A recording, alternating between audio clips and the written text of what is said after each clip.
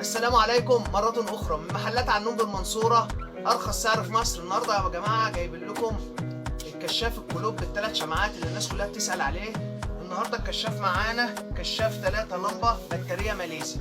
طبعا الناس هتقول ممكن يكون في بطارية ماليزي وممكن يكون بدون بطارية ماليزي، فاحنا النهاردة هنأكد لكم بالدليل ان هو بطارية ماليزي. الكشاف دوت مميز جدا وحاجة محترمة قوي. هنفرجكم معانا على الكشاف.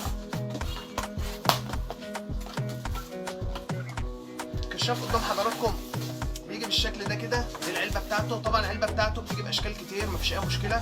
تمام. الكشاف قدام حضراتكم هنطلعه من العلبه.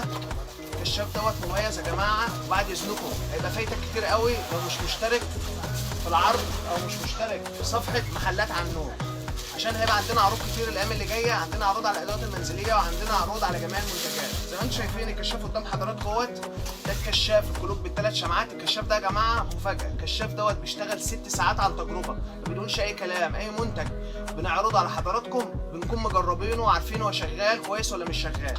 الكشاف زي ما انتم شايفين قدام حضراتكم عباره عن 3 شمعات، ممكن تشغل شمعتين، ممكن تشغل الثلاثه مع بعض.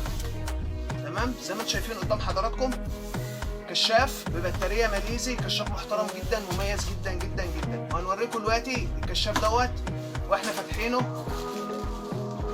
تمام. قدام حضراتكم اهوت هنوريكم فيديو واحنا فاتحين الكشاف من جوه البطاريه بتاعته عامله ازاي.